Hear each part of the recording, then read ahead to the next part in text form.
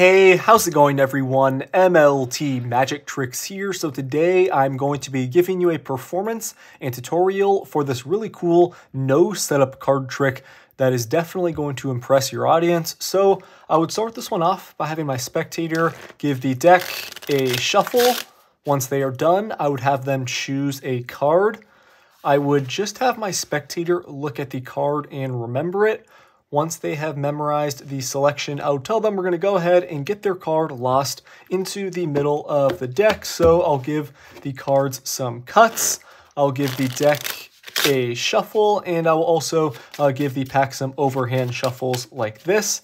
From here, I would have my spectator take a guess as to where they think their card is in the deck just by touching one card as I spread through.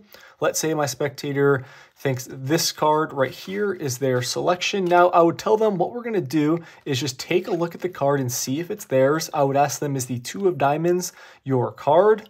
Okay, wait, the two of diamonds is not your selection. Do not worry. What we're going to do is outjog this two of diamonds in the middle of the pack. And I would tell my spectator the goal of this trick is to try and get their selection to the top of the pack. So if I snap my fingers, you'll see, wait, the two of diamonds is on top.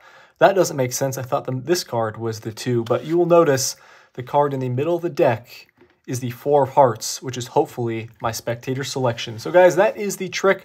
I hope you liked it. If you want to learn how to perform it, make sure you watch the tutorial. Okay, so this is a quick and fun no setup card trick that is quite easy to perform. So grab your deck of cards and let's get right into the tutorial. You're going to begin with your spectator mixing up the deck. Once they are done shuffling, you're going to have them choose a card. They do have a free choice. Once they take out their selection, you're just going to have them look at it. But for the tutorial, we'll look at it together. In this case, we have the 8 of diamonds. You are now going to control this card to the very bottom of the deck.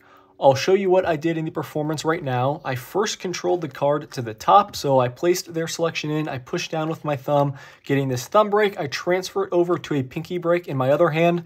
Then I just cut all the cards from above the break right there on the table. I like to do a riffle shuffle, maintaining the card there on top. It convinces your spectator you're losing their selection in the pack, but in reality, you have control of it. Lastly, to get it to the bottom, all you have to do is slide off the card like that with your thumb. Do some overhand shuffles right on top. You've got it there on the bottom.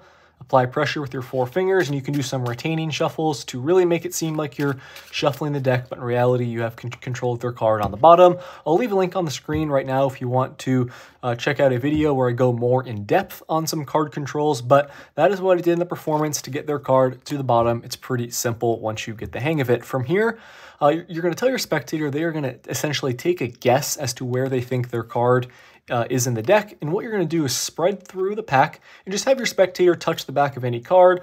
Obviously, they can touch the back of any one except that very bottommost card, which is their selection, but you don't have to worry about that as long as you just spread off, up until the middle. So let's say they touch this card.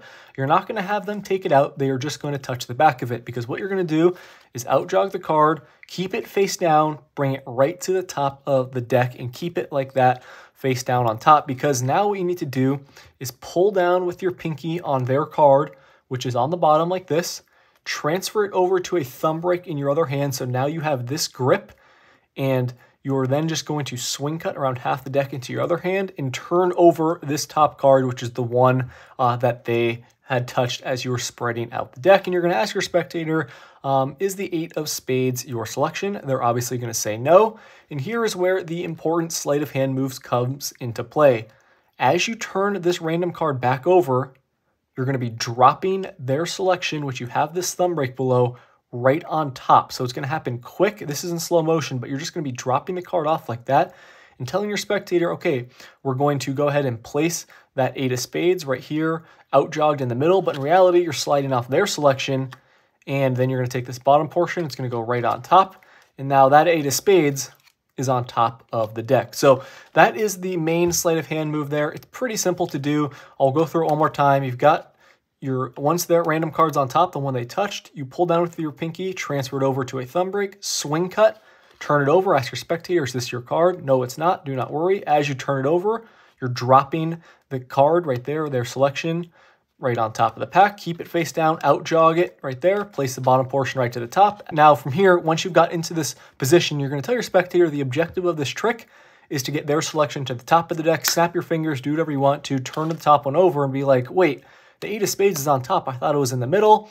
And then you can even have them pull out the card in the middle, or you just do it and show them the card right here is actually their selection. And you can spread out the deck and face down like that on the table or face up. It's complete. You come off completely clean. There's no duplicates or anything like that. You can do this one with a borrowed deck and you will get some great reactions. Thank you for watching, guys. I hope this one made sense. Definitely give it a try. I will see you in my next video. Peace out.